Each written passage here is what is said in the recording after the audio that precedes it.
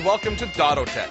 We're taking a bit of a different look at the world of photography today. There are so many advancements when it comes to our cameras and our printers. Well, I want to look at some of the ways that all these advances fit in our lives, rather than just looking at the features of the new hardware. And oddly enough, a lot of those advancements all concentrate on fitting digital photography into our everyday lives. I want to start at the beginning and look at where and when we take pictures and then how we share them.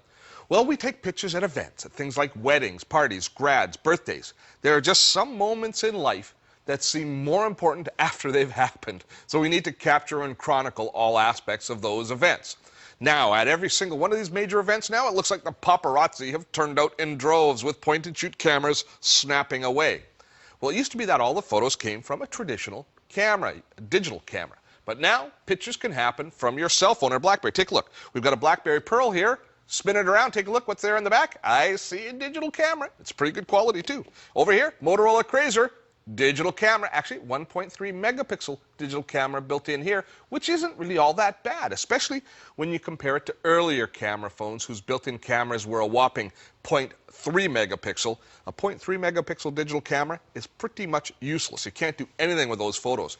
But 1.3 megapixel, now that's got some resolution. We can do something with that photo. So now that our everyday devices are becoming photo-taking tools, everyone can become a potential photographer, not just the person with the traditional camera. For example, been to a high school grad lately? There are cameras everywhere, usually in the hands of parents. But all the kids, they're posing in front of their cell phones.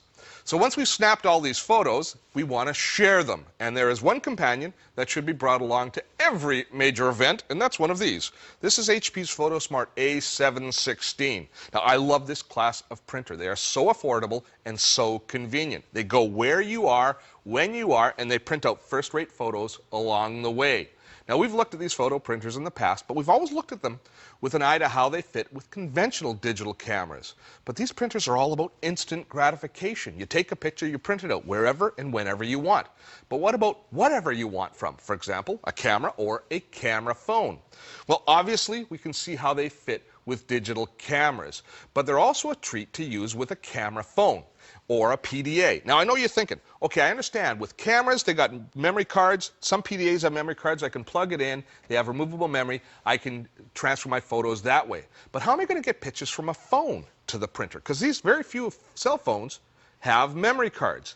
Well, we're going to do it by magic, actually, through the air. Watch and be amazed. This is a Bluetooth adapter.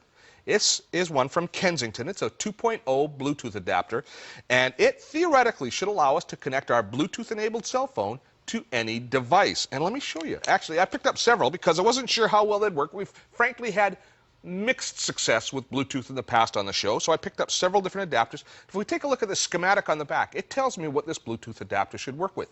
PDAs, music devices, cell phones, and printers. Well, if it works as advertised, we might have a pretty slick solution here. So we plug it in to the USB port on the printer, and right away it starts to glow blue, which is a darn good sign. So now we have to get a picture. So I'm going to go into my Razr here. I'm going to go into the camera mode, and I need a good subject for a picture. Actually, this Razr works pretty cool. I can close the lid, and I can take a self-portrait of a man in concentration. There we go. Man in concentration. It could be an award-winning photo. So I go into options and scroll down. Now, every camera phone is going to work slightly differently as far as its menuing system, but there's the print dialog box. I choose print, and it says print by Bluetooth. Good sign so far.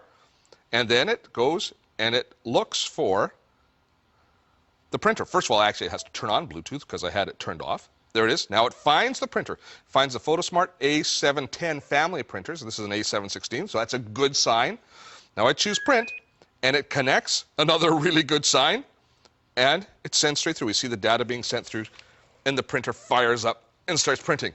This is pretty darn cool. Think about it now. We have actually 3 different companies providing technology that's all fitting together wirelessly. We have a Motorola cell phone, we have a Kensington Bluetooth adapter, and I have no reason to believe that other manufacturers' Bluetooth adapters won't work just as well, being printing now on a HP Photosmart printer.